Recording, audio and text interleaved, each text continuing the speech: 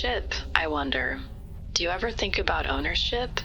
About who has the right to claim something? Not just objects, not just land, but the endless stretch of space itself? I used to believe space was infinite, that it belonged to no one, that it was simply there, waiting to be explored, untouched by human greed, beyond the reach of any claim. But now, drifting here, watching the stars in their quiet indifference, I wonder if that was ever true. We've always had this instinct, haven't we? This need to take, to mark, to divide.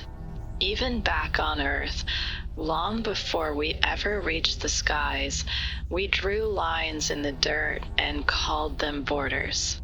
We built walls and fences and said, "This is mine and that is yours." We fought wars over invisible lines, over land that had existed long before us and would continue to exist long after we were gone. And then we looked up.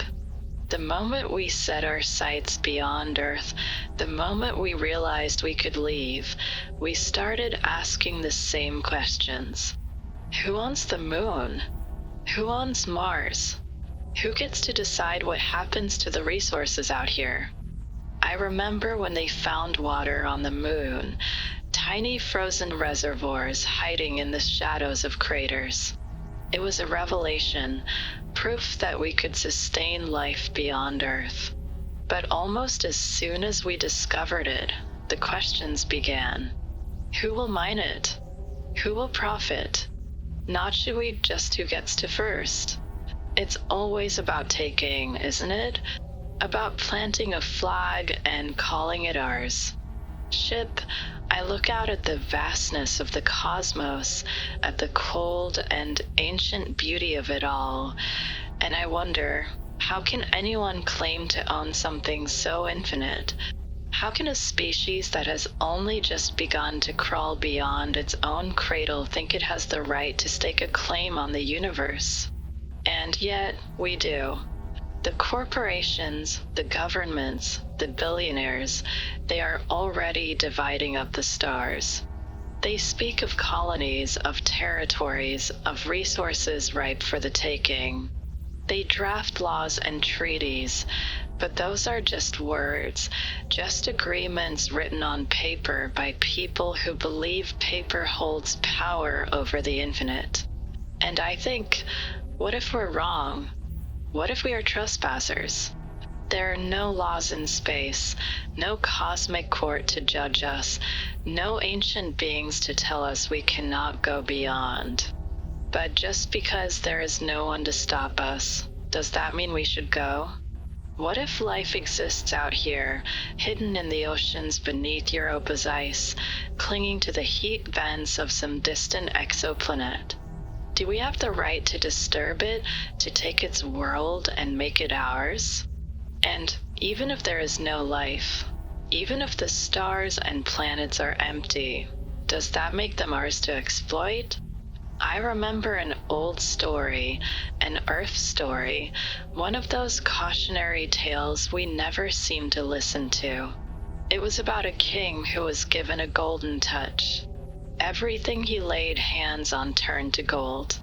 At first, he was ecstatic. Power, wealth, control.